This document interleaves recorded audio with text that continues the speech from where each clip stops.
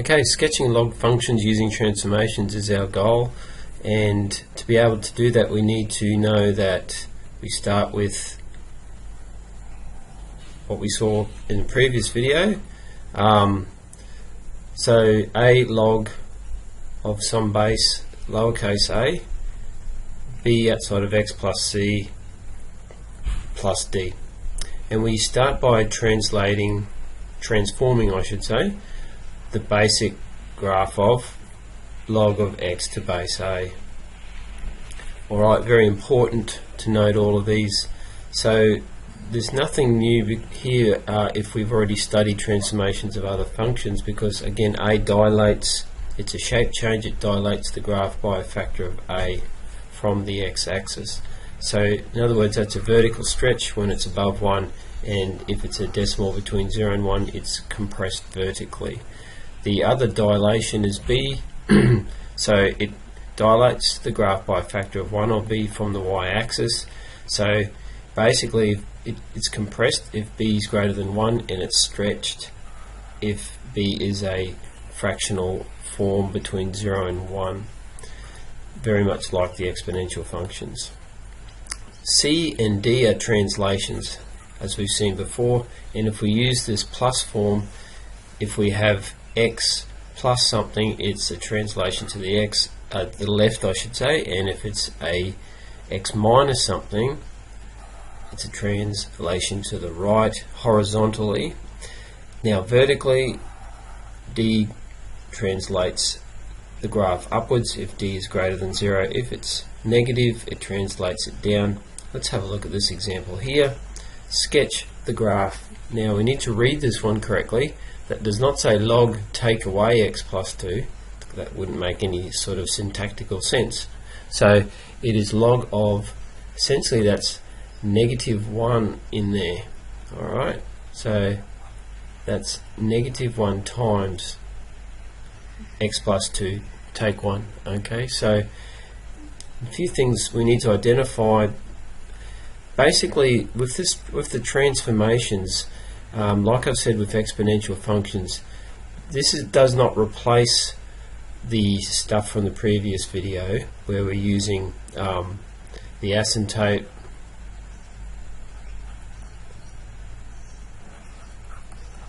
the vertical asymptote, the x-intercept,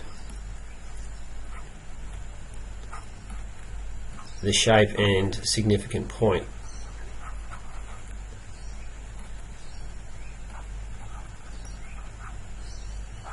Okay, all that stuff from the previous work is supplemented by this. So add this to the justifications you saw in the previous video.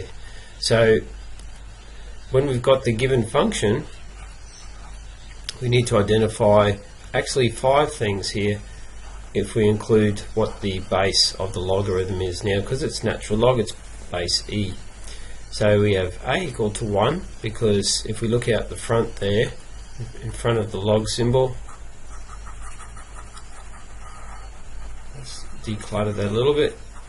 So if we look out the front, it's 1 log. B is negative 1, as I said before, it's like having a negative 1 there. C is 2, D is negative 1. So with those we basically take our time and transform it a bit at a time. So it says draw the graph of y equals log x as the basic graph. Now remember, use these things like the asymptote, the intercept, the shape and a significant point, like in the previous work, to justify your sketch of that. Okay, so you need to justify your work. So when it says draw it, you need to draw it with the justifications. See the previous video. Okay, so we do that and that's the orange graph there. Okay, so we've got our base graph drawn. So for b equals negative 1, that's a reflection about the y-axis. So if we've got the original graph drawn, we can mirror that by sketching a reasonable sketch. We draw the green graph, so that could have brackets around it. Okay, would help, wouldn't it? And c equals 2, now that's plus, so that will move 2 to the left, so we can see the difference between those two there. D equals -1, so that translates every point on the log graph down 1, so you can see that that's the red graph there. So everything goes down by 2, every corresponding point goes down by 2. Can be a little bit tricky to draw that, so you do your best, because as these graphs all converge here, that does get a bit tricky to estimate. We're just after a reasonable sketch, again, with the justification. The justification is really important. You should also put the asymptote in. Now, the asymptote is linked to this step up here, and remember, the asymptote on the log graph is when the equation doesn't come up with any valid answer. So if we made, basically, if we substituted inside the brackets -2,